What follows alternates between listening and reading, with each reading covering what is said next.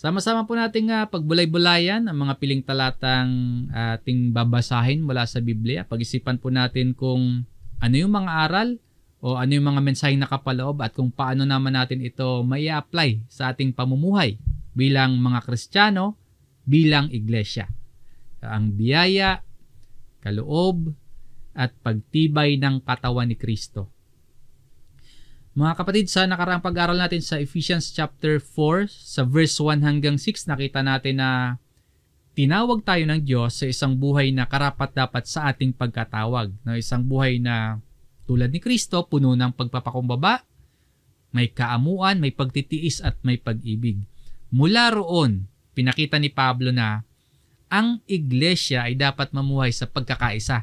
Dahil tayo po, na ipaalala sa atin noong nakaraang pag-aral, may isang katawan, may isang espiritu, may isang pag-asa, isang Panginoon, isang pananampalataya, isang bautismo at isang Diyos at Ama ng lahat. Sa madaling salita nga po, yung unang bahagi ng Ephesians chapter 4 tungkol sa pagkakaisang Kristiyano. At sa pagpapatuloy po ng pag-aaral natin sa kabanatang ito dito sa chapter 4 ng Efeso, pag-aralan natin kung paano nga ba mangyayari itong pagkakaisang Kristiyano. At makikita natin ito sa pamamagitan ng mga kaloob na ibinigay ni Kristo para sa bawat isa sa atin. Mga pangunahing talata po na ating pag-aaralan ay Ephesians chapter 4 verse 7 hanggang verse 14. Ang version ng Biblia na ating gagamitin, ang Bagong Biblia at New King James Version. Muli ang paalala sa pagdaloy po ng ating aralin. Alalahanin natin na ang iglesia hindi lang basta tumutukoy sa gusali. Ang iglesia po hindi lang basta organisasyon, kundi ito ay ang katawan ni Kristo. Na ang bawat isa sa atin na narito, tayo ang bumubuo ng iglesyang ito. At ang bawat isa ay may kaloob na tinanggap na dapat nating gamitin para sa ikalalakas, para po sa ikalalago at ikatitibay ng katawan. Dahil kapag may bahagi o kaya po may parte ng katawan ang hindi gumagana, makakaapekto ito sa buong katawan. Halimbawa, may sugat ang paa o kaya mahina ang kamay. Maapektuhan ito ang pagkilos ng buong katawan. Ganon din po yan sa atin bilang iglesia. Makakaapekto tayo sa kabuuan kapag kumikilos o kaya kapag hindi tayo kumikilos.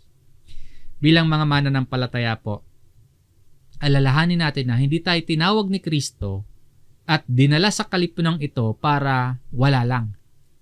Kundi po, tinawag tayo para maging lingkod. Binigyan tayo ng mga kakayahan o binigyan tayo ng kaloob para magampanan ang anumang ating papel. Na binigyan ang bawat isa sa atin ng biyaya at mga kaloob para magamit natin sa pagpapatibay ng katawan.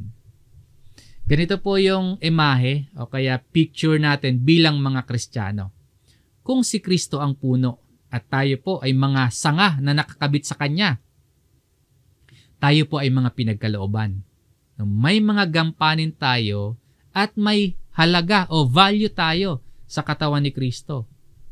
Kung tayo ay nasa Panginoon, tayo ay mga pinagkalooban at tayo ay may mga kakayahan or may magagawa tayo para sa ikatitibay at para sa ikalalago ng iglesia. Sa ating pong pag-aaral ngayon sa bahagi ng sulat na ito ni Apostol Pablo, ipapakita niya sa atin kung paano gumagana yung mga kaloob sa atin, bakit ito ibinigay sa atin, at ano nga ba ang layunin ng mga kaloob na ito para sa kapakinabangan ng buong kalipunan. Ang layunin po, ang makita ang isang iglesia na matatag, na nagkakaisa at patuloy na lumalago. Lumalago sa pananampalataya, lumalago sa paglilingkod sa Panginoon. Kung yung unang 6 na talata dito sa Ephesians chapter 4 ay nagtuturo sa atin kung paano dapat mamuhay bilang nagkakaisang Kristiyano o nagkakaisang iglesia, ngayon naman po, ipapakita sa atin kung paano posible ang pagkakaisang Kristiyano. Sa unang punto po, ang biyayang ibinigay ni Kristo sa bawat mananampalataya. Basahin natin ang verse 7. Ganito ang sinasabi ni Apostol Pablo. Subalit sa bawat isa sa atin ay ibinigay ang biyaya ayon sa sukat ng kaloob ni Kristo.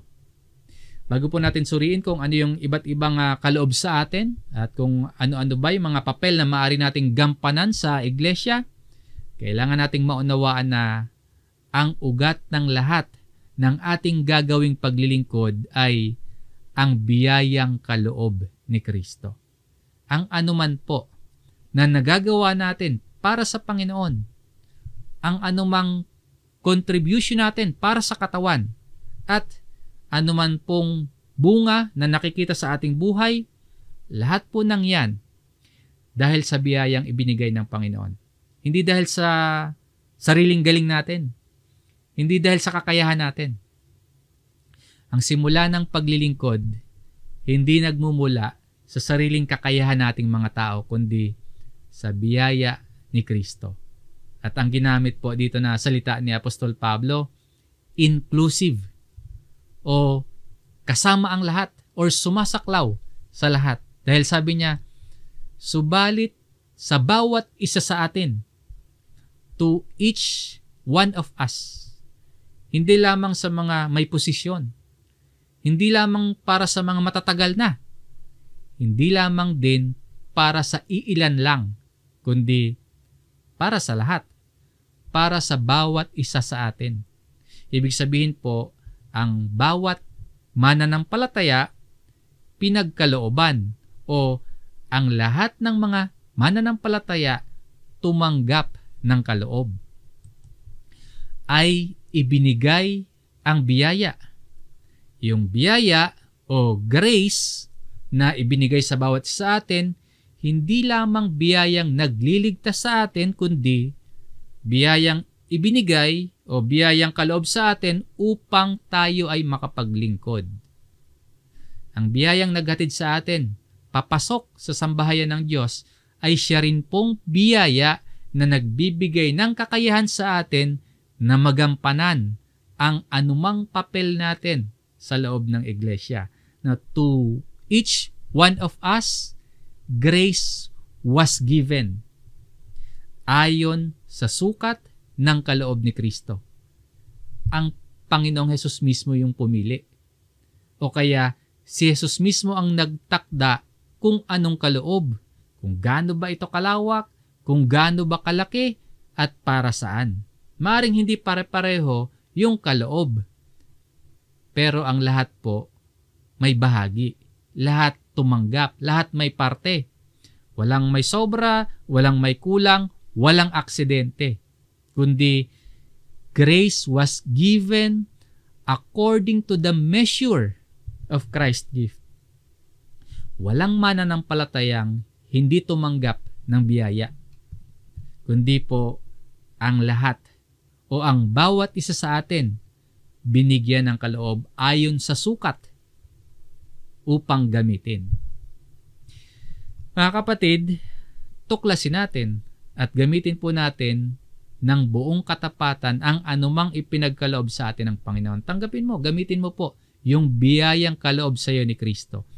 Hindi para sa sarili mong kapurihan, hindi para sa pansarili mong kapakanan, kundi gamitin mo ang anumang kaloob na tinanggap mo mula kay Kristo para sa ikaluluwalhati ng Diyos at para sa ikatatatag at ikatitibay ng buong iglesia. At kung naunawaan po natin na ayon nga sa talatang ito, ang bawat isa sa atin ay may tinanggap na kaloob, mahalagang maintindihan din natin na yung tinanggap nating mga kaloob, direktang nagmumula at direktang bunga ng kapangyarihan at tagumpay ni Kristo.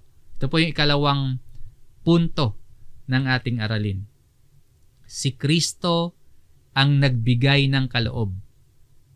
Ang suportang talata natin sa puntong ito mula sa verse 8 hanggang verse 10 ng Ephesians chapter 4, kung saan ipapakita ni Pablo na si Kristo ang pinagmumulan ng mga kaloob o si Kristo ang nagbibigay ng ating mga kakayahan ayon sa kanyang kapangyarihan at sa kanyang kalagayan. Ibig sabihin po, anumang kaloob na ginagamit natin sa paglilingkod, hindi galing sa human authority lamang, kundi galing mismo kay Jesus.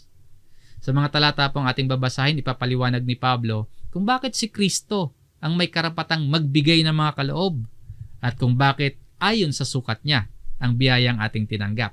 Sa verse 8, kaya't sinasabi, nang umakyat siya sa itaas ay dinala niyang bihag ang pagkabihag at nagbigay siya ng mga kaloob sa mga tao.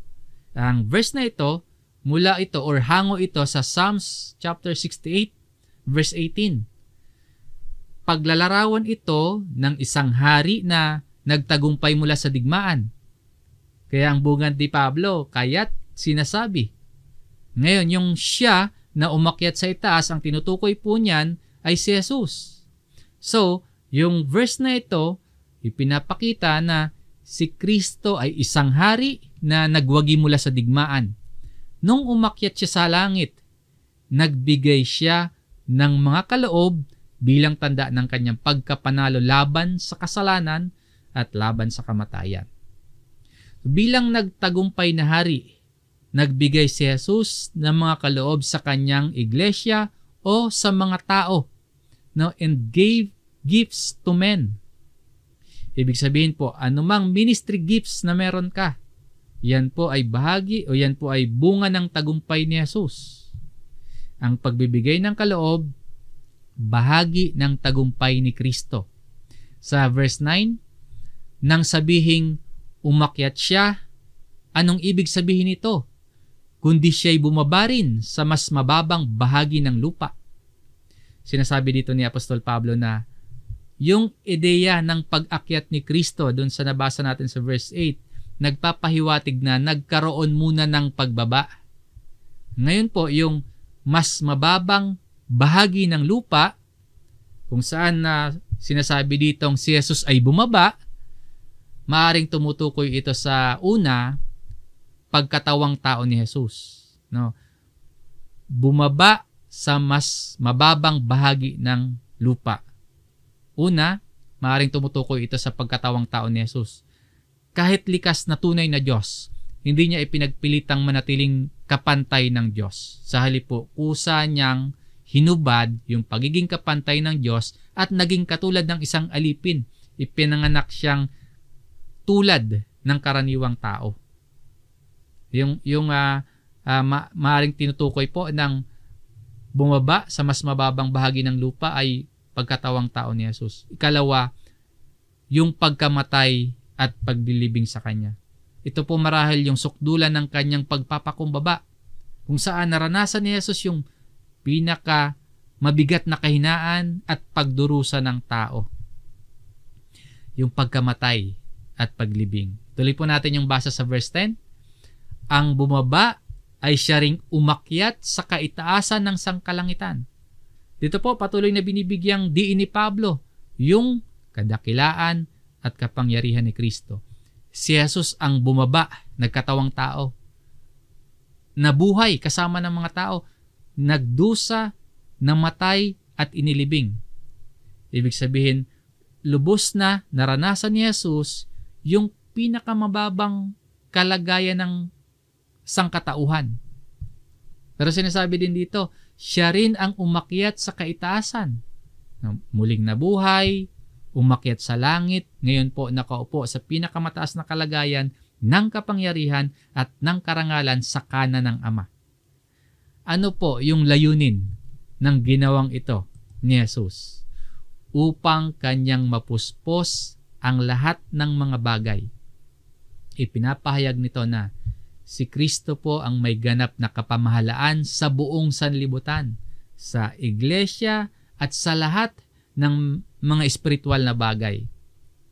Na si Jesus ang nagtataglay ng kapangyarihan at ng otoridad para po magbigay siya ng mga kaloob at magtayo ng iglesia at magpatakbo ng lahat ayon sa kanyang banal na kalooban.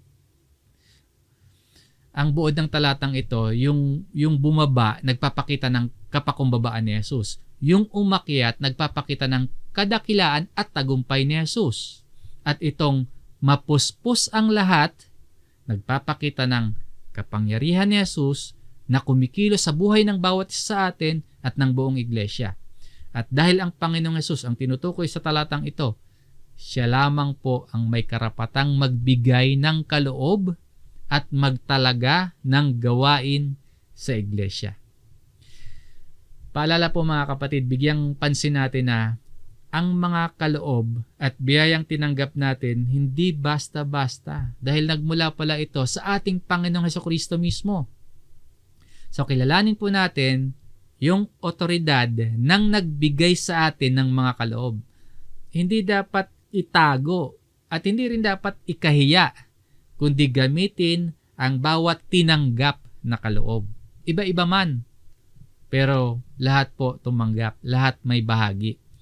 At ang lahat ayon sa sukat ng kaloob ni Kristo.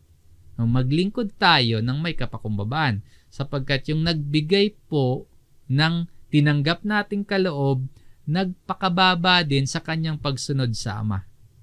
Ngayon, paano kumikilos si Jesus para tumibay ang kanyang katawan? Isang malinaw na paraan po, ang pagtatalaga ng Panginoon ng mga lingkod na gagabay, na magtuturo, na mangunguna, at magpapalakas sa bawat mananampalataya. Sa ikatlong punto po ng ating aralin, mga lingkod na itinalaga. Basahin natin ang verse 11 kung saan ipinapahayag ni Pablo ang mga lingkod na itinalaga ni Kristo. Pinagkalooban niya ang iba. Ang subject dito ay si Kristo. Siya, si Kristo ang nagkaloob. Si Jesus ang nagtalaga. Hindi imbento. Hindi rin pagtataas ng sarili, kundi si Kristo mismo ang nagkaloob.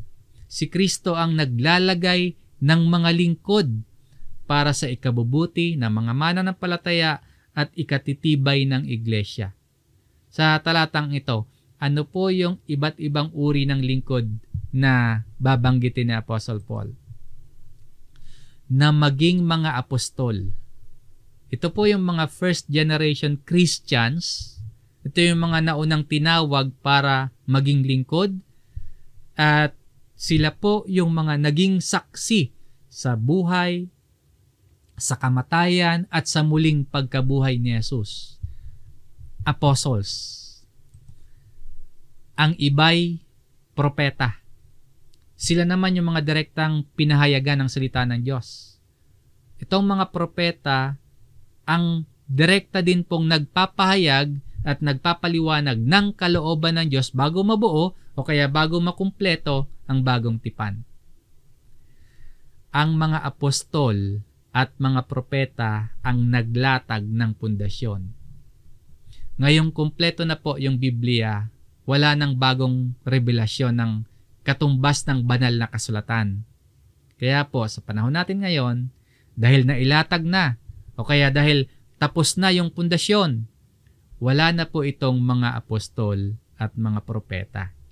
Kumbaga, dahil nailatag na nila yung pundasyon o nakumpleto na yung Biblia, ang kanilang natatanging gampanin bilang mga founding fathers natapos na rin po.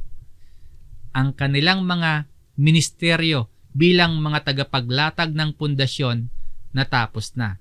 Pero yung kanilang aral na naisulat sa luma at bagong tipan, siya pa rin pong ating gabay at siya pa rin pong ating pinananaligan.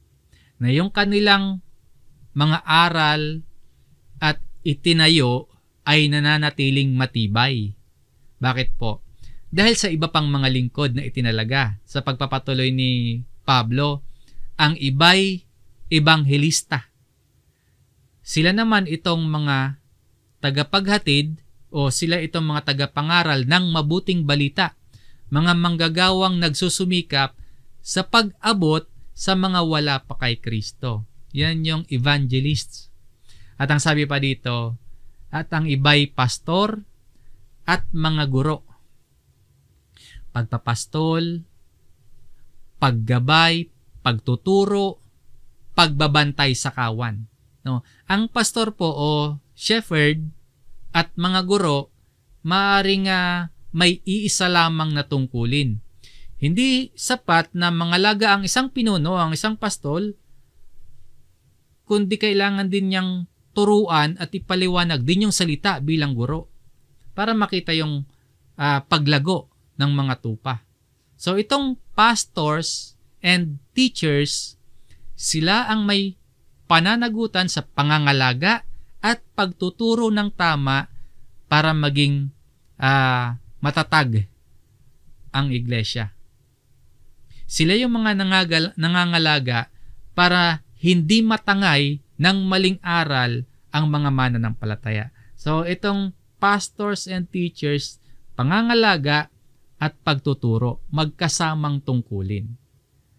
Ang mga lingkod na ito, sila yung mga pinagkalooban at itinalaga hindi para basta mag-perform lang na sila yung matanyag o kaya sila yung manginabang. Hindi po. Kundi itong mga lingkod na ito na mga pinagkalooban at itinalaga, sila ay itinalaga para manatiling matatag, para palawakin at para pakainin ang iglesia. Sa susunod na punto at mga talata, malalaman po natin yung tunay na layunin ng mga tungkuling nabanggit dito at kung ano yung ibig sabihin nito para sa atin. Ito yung ikaapat na punto ng ating aralin. Ang layunin ng mga kaloob, ang pagtibay at pagkakaisa ng iglesia. Malinaw po, no? May layunin kung bakit itinalaga at kung bakit ibinigay ang mga lingkod para po ito sa ikatitibay at sa pagkakaisa, lalo na sa buhay espiritual ng bawat mananampalataya. Napagbulayan po natin yung mga talata at unawain natin kung paano dapat tumibay ang iglesia ayon sa disenyo ng Panginoon. Basahin po natin ang verse 12. Upang ihanda ang mga banal sa gawain ng paglilingkod. Ang salitang ihanda o equipping sa Greek word po ay katartismos. Ang ibig sabihin niyan, pag-aayos, pagsasanay, paghahanda sa gawain at pagpupuno ng kakulangan.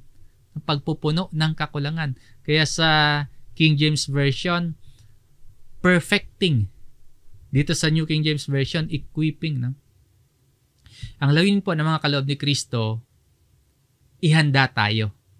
Ang layunin pala ng kaloob, ng mga kaloob ni Kristo ay para sanayin tayo at palakasin. Hindi para ma-entertain lang or hindi parang wala lang. Ang bawat isa sa atin, hindi nananatiling tagapanood lamang, kundi ang lahat po ay tinawag at ang bawat isa po binigyan ng kaloob upang maglingkod. Sabi dito, for the work of ministry. Tayo po ay hindi audience lamang, kundi para tayong mga army, no? Kaya makibahagi tayo sa mga training, sa mga pagsasanay. Maging involved sa mga gawain. Para saan? Sa ikatitibay ng katawan ni Kristo. Makibahagi sa mga gawain. Makipagtulungan sa kapwa lingkod. Ang katawan po, tumitibay kapag ang bawat parte gumaganap sa bawat papel gamit yung mga kaloob. Ang ikatitibay o edifying, ang ibig sabihin niyan, pagpapatibay ng pundasyon. Pagpapatibay ng ugnayan, at ipinapaalala sa atin dito ni Pablo na yung buong gawain ng mga lingkod na itinalaga, yung paghahanda sa mga banal, meron pong malinaw na layunin. Ang pagtibay ng katawan ni Kristo. So kung wala pong paghahanda o kung wala itong equipping na ito, hindi titibay yung katawan. Kung walang pakikibahagi ang bawat isa, humihina po ang katawan. Kaya po magpakatatag tayo sa doktrina. Maging bahagi tayo sa mga pagtuturo at sa pangangalaga ng iba ng kapwa mananampalataya. Suportahan po natin yung mga gawain. Maging yung mga tagapanguna, magbigay suporta din po tayo. Ang bawat isa sa atin may kaloob na kakayahan. Kaya gamitin po ito para sa bawat gawaing paglilingkod sa Panginoon. Manatili po tayo sa ating kalipunan. Tuklasin po natin ang anumang kaloob na tinanggap natin at gampanan po natin ang tungkulin natin. Kapag aktibo po ang bawat parte ng katawan, tumitibay ang buong katawan. At sa talatang ito, nawa nakita natin yung pangangailangan, pati yung kahalagahan ng church at ng mga church leaders and members. Now, church leaders equip the saints. And the saints do the work of the ministry. Sa pagpapatuloy po ni Pablo sa verse 13, hanggang makarating tayong lahat sa pagkakaisa ng pananampalataya at sa ganap na pagkakilala sa anak ng Diyos. Ito yung hangarin para sa atin. Hindi lang basta uniformity, no, kundi unity of the faith. Pagkakaisa ng pananampalataya. Sa katotohanang inilatag ng mga propeta at ng mga apostol, pagkakaisa sa pag-unawa at pagtanggap sa katotohanan ng Ebanghelyo. So meron tayong iisang pananampalataya at iisang layunin hanggang makarating tayong lahat sa pagkakaisa ng pananampalataya at sa ganap na pagkakilala sa anak ng Diyos. Hindi lang ito basta makaalam yung ganap na pagkakilala. Hindi lang basta matuto tayo ng mga impormasyon tungkol sa anak ng Diyos, kundi ang lumalim po yung relasyon natin sa anak ng Diyos. Hindi po titibay ang iglesia kung hindi nagkakaisa sa tamang doktrina at pananampalataya. At hindi rin po titibay ang iglesia kung hindi lumalalim sa pagkakilala kay Kristo. Kaya po magpatuloy tayo sa pagsisikap, magpatuloy tayo sa pag-aaral at sa pakikinig ng salita ng Diyos. Hindi yung mga sariling opinion lamang ng mga tao yung pag-interesa natin. Ituon po natin ang ating mga oras, ang ating isip at puso sa salita ng Diyos. Sabi pa nga dito, hanggang maging taong may sapat na gulang ng maturity. Ang maturity po, Christ-likeness. Ang buong proseso ng paghahanda, ng paglilingkod, ng pagkakaisa patungo po sa maturity. Hindi sa dami ng programa, hindi sa dami ng mga gawaing panlabas lamang, kundi sa kaliwanagan sa pananampalataya at katatagan sa pamumuhay Kristiyano. Kailangan pong maabot natin ito. Dahil ang Kristiyanong hindi lumalago o yung Kristiyanong nananatiling immature, madaling manghina yan. Pero yung Kristiyanong may sapat na gulang, matatag, matibay, tapat at masunurin sa mga aral ng Diyos. So abutin po natin ito hanggang maging taong may sapat na gulang, hanggang sa sukat ng ganap na kapuspusan ni Kristo. Matapos na magbigay ng mga kaloob si Kristo, matapos magtalaga ng mga lingkod para maihanda ang mga banal para sa gawain, ito po yung maging resulta. Ang maging katulad sa pag-uugali, maging katulad sa pag-iisip, sa pamumuhay, sa katapatan at sa kapakumbabaan ni Kristo. Yun yung fullness of Christ. Hindi lang sa physical, kundi sa spiritual fullness. Ang maging katulad ni Jesus, lumalago sa kabanalan, lumalago sa pagiging kawangis ni Kristo. Yan po yung disenyo ni Kristo para sa kanyang katawan. Isang iglesyang lumalago, nagkakaisa, matibay, at may ganap na kapuspusan ni Kristo. Sa panghuling punto po at panghuling talata na ating tatalakayin ngayon, may isang mahalagang babala para sa atin. Kung hindi tayo magpapatuloy sa paglago sa pananampalataya at paglago sa kaalaman sa salita ng Diyos.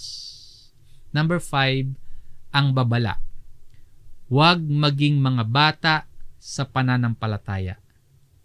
Natutunan po natin sa mga naunang punto ng ating aralin kung paano ibinibigay ni Kristo ang mga kaloob sa iglesia at kung paano ang layunin ng mga kaloob ay ihanda, ay palakasin at pagkaisahin tayo hanggang lumago sa ganap na pagkakilala kay Kristo. Pero may warning si Apostol Pablo.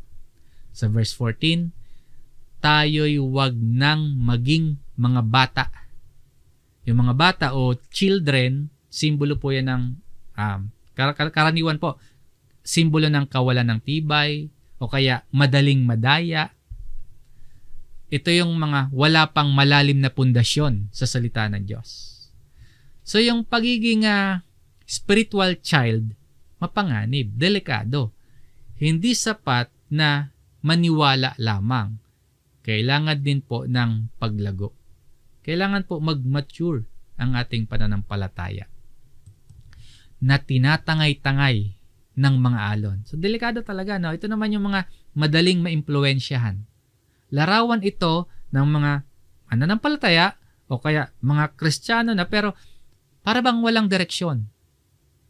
Mga madaling madala ng trending o kaya madaling maakit ng mga uso o kaya magagandang pakinggan na opinion lang ng mga tao pero nakahiwalay o against sa katuruan ng Biblia.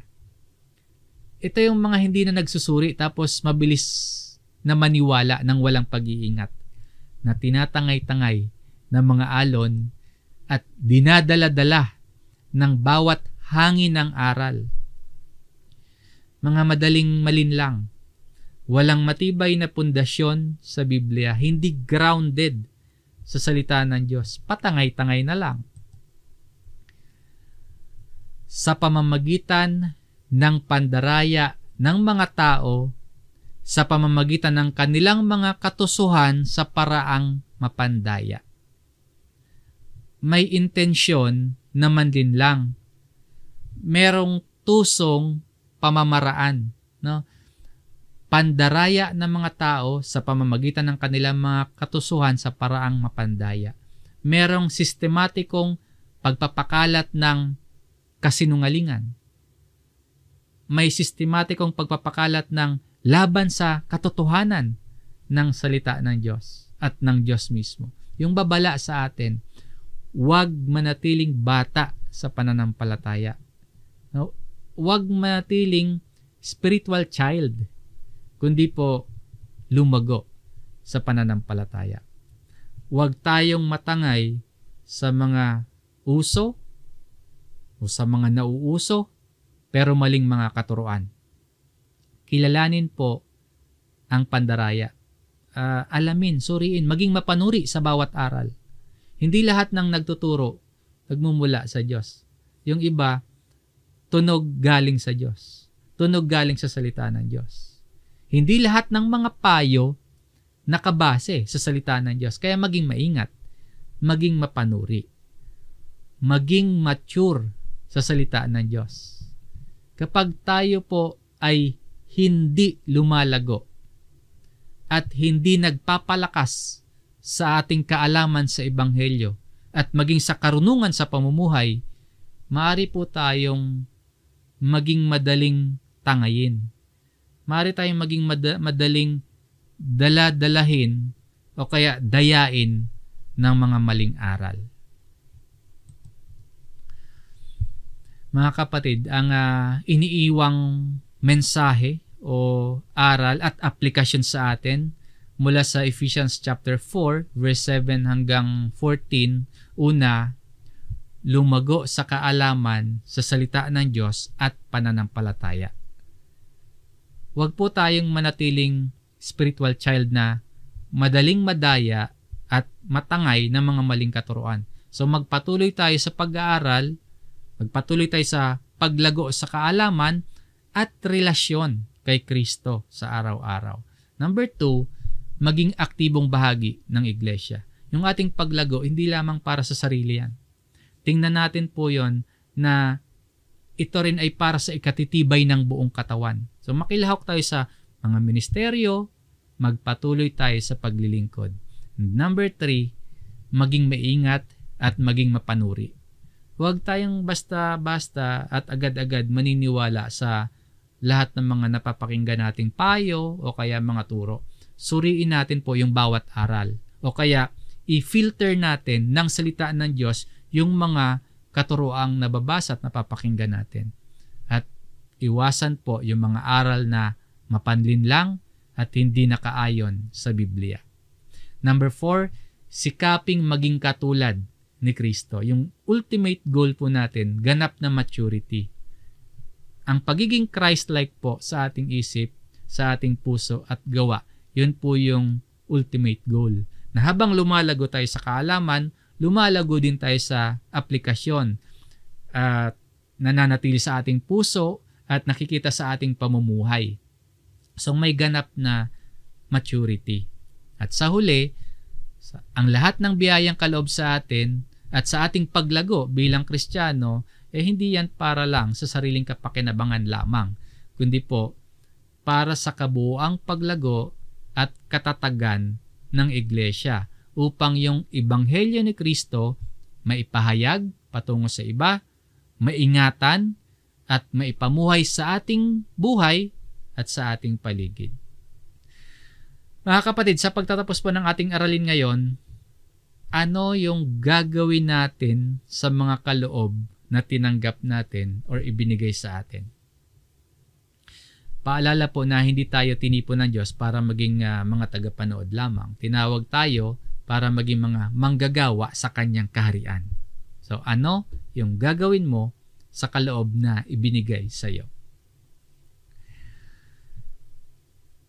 Ano yung gagawin natin sa mga kakayahan na meron tayo?